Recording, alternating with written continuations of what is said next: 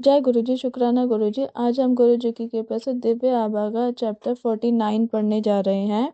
जन्म दिवस दिवस पर उपहार।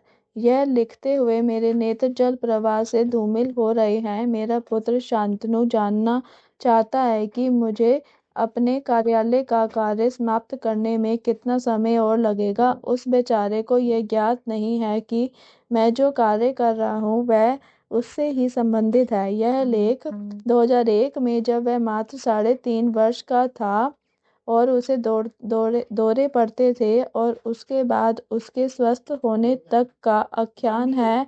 चिकित्सकों ने सोचा कि उसके रोग का कारण अंधेरे से वह है और उस पर उन्होंने कुछ और विचार करना समय का दुरुपयोग समझा, किंतु दिसंबर 2001 और जनवरी 2002 की अवधि में उसे 2 और दौरे पड़े। स्नायु विशेषज्ञों ने अनेक परीक्षण करवाए और निर्णय लिया कि उसे किसी प्रकार का मिर्गी रोग है। तुरंत उसकी चिकित्सा आरंभ हुई, किंतु औषधियां लेते हुए वह सदा खोया और भयभीत लगता था। फिर 7 जुलाई 2001 को गुरुजी के जन्म दिवस पर हमें उनके दर्शन का सौभाग्य प्राप्त हुआ। हमें उनके चित्र प्राप्त हुए और अब जब भी लगता था कि उसे दौरा पड़ने वाला है, हम वह चित्र उसके पास रख देते थे। ऐसा करते ही विपदा टल जाती थी।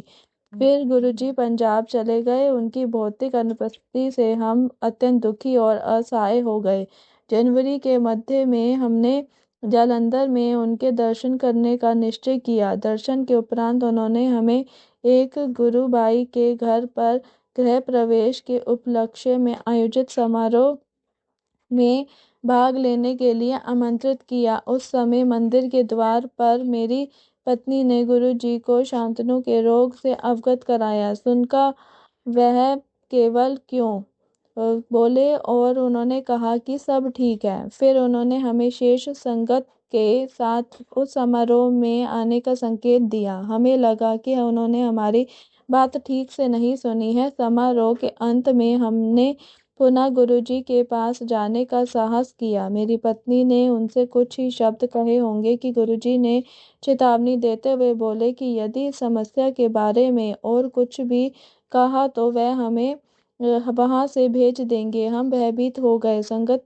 समाप्त होने पर गुरुजी ने घोषणा करी कि दिल्ली की संगत वहां रुककर अगले दिन भी उनके दर्शन कर सकती है। हमें प्रतीत हुआ कि उन्होंने हमें क्षमा कर दिया है। अगले दिन प्रातः दिल्ली लौटने पर हमने शांतनु की औषधियां बंद करने का निश्चय किया। मेरे भाई जो उसके स्नायु विशेषज्ञ और मनोचिकित्सक और उनकी स्त्री रोग विशेषज्ञ पत्नी की राय के विरुद्ध हमने सब कुछ गुरु जी के ऊपर छोड़ दिया था। शांतनु ने भी अपनी भूमिका निभाई। उस समय तक वह 4 वर्ष का हो गया था। वह गुरुजी के चित्र के सामने बैठकर गुरुजी से विनती करता था, मुझे ठीक कर दो। गुरुजी ने उस अबोध की निष्कपट प्रार्थना सुनी और उसे स्वस्थ कर दिया। उनकी कृपा से शांतनु को फिर कभी मिर्गी के दौरे नहीं पड़े और अपनी 8.5 की आयु में उसे जितना नटखट होना चाहिए वह है। मेरी आंखों से फिर अश्रुधारा प्रवाहित हो रही है।